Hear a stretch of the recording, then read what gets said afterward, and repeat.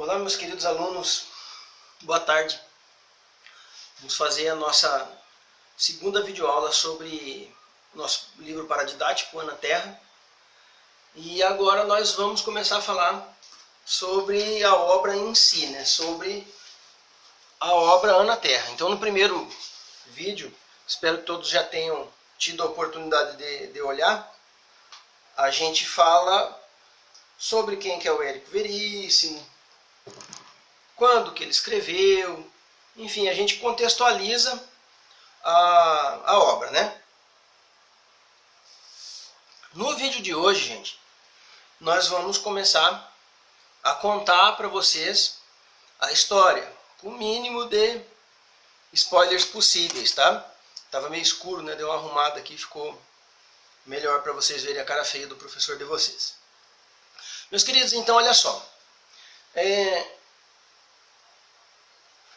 O livro Ana Terra, né, que tem esse título bem forte, né, um nome de mulher, e ainda ligado à terra, né, uma coisa assim bem, já define-se, né, que trata-se de uma mulher forte, né.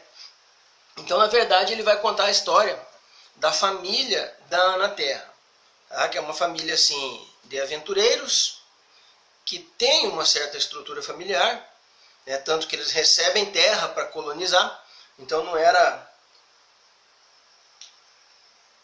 qualquer família que recebia terra para colonizar, e eles saem de Sorocaba e vão até a então província de São Pedro do Rio Grande.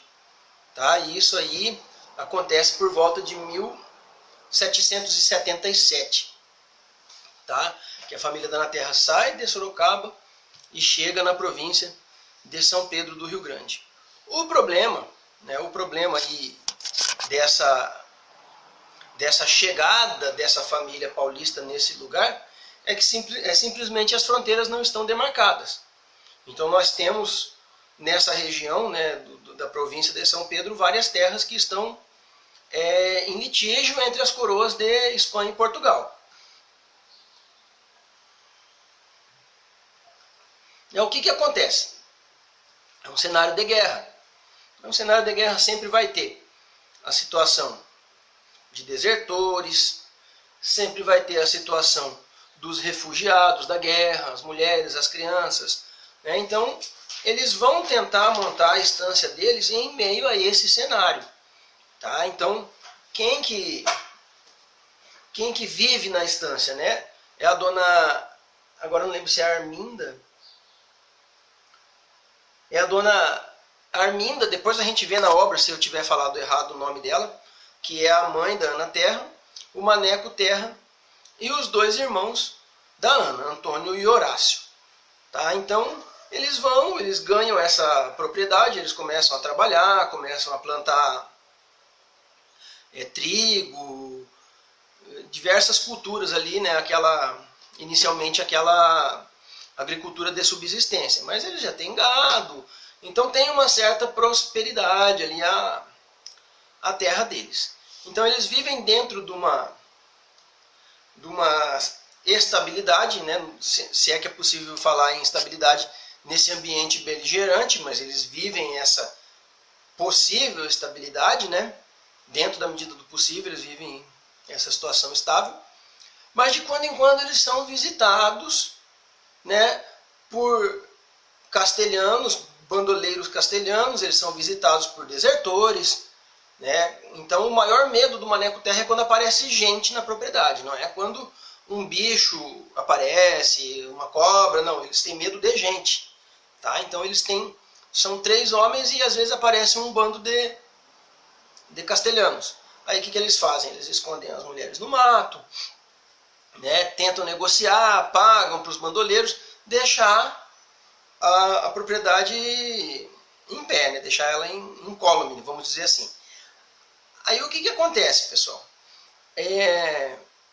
Numa determinada ocasião, chega um militar, um major, Rafael Pinto Bandeira, e esse militar pede pouso lá, e pede comida para a tropa, e ele sai, ele faz patrulhas ali nessa região.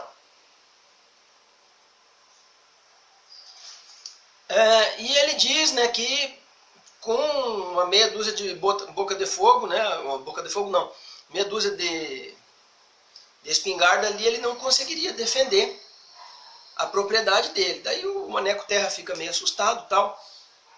E vocês podem notar que a maioria das obras, né, literárias, elas começam assim num ambiente de tranquilidade. E alguma coisa externa surge e quebra essa estabilidade, tá?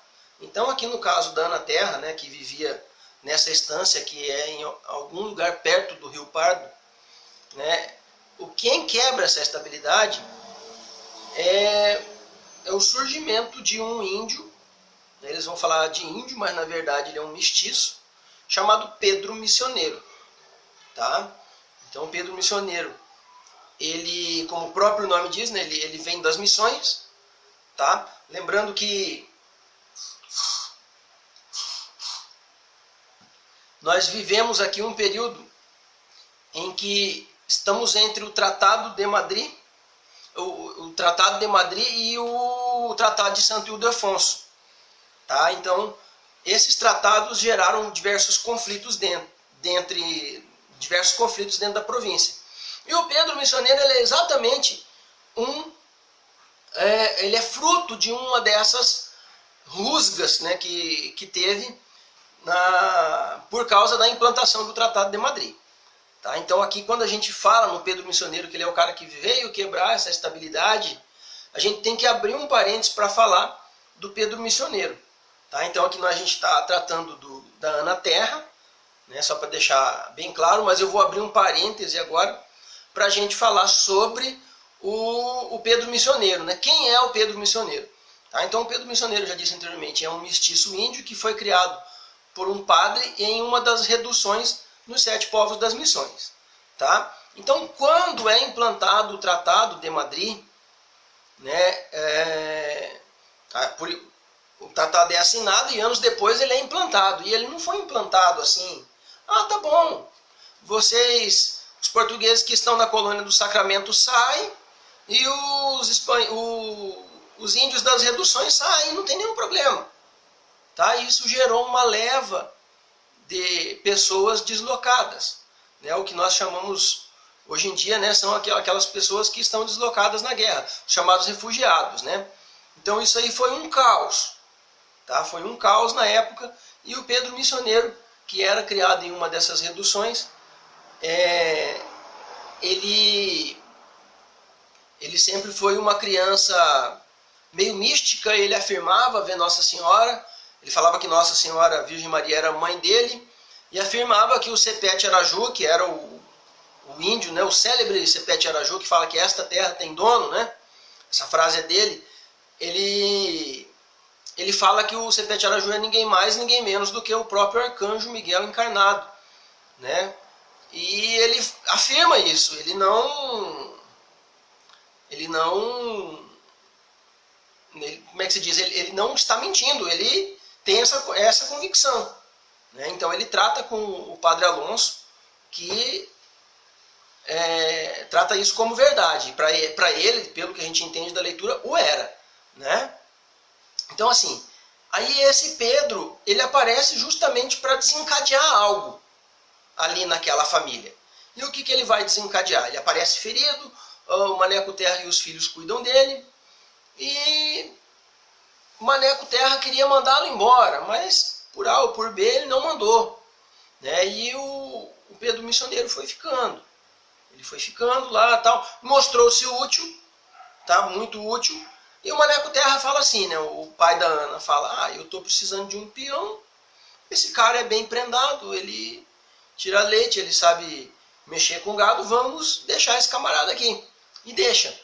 Só que lógico, num lugar onde tinha uma moça, né, e tinha esse camarada jovem, né, o que acontece? Os dois se apaixonam. Né? Quase como se fosse uma coisa... quase como se fosse uma coisa natural, não. É natural, né?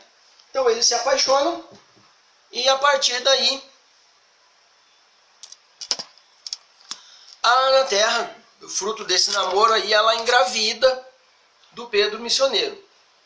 Então daí a gente vê um pouco a questão do preconceito. O pai, pela filha ter engravidado de um mestiço índio, ele manda os filhos matarem o Pedro missioneiro. Tá? E o Pedro missioneiro faz tipo uma profecia. Ele fala que o dia que a Ana ver-se no espelho vai ser o dia da morte dele. E daí um dos irmãos da Ana vai para Rio Pardo, volta, dá um espelho para Ana, que a Ana até então nunca tinha se visto no espelho, ela sempre se via no espelho d'água. E a partir daí o pai descobre que a Ana está grávida, tal, e manda os dois filhos matarem, né, por questões de honra na época, manda os dois filhos matarem o Pedro missioneiro.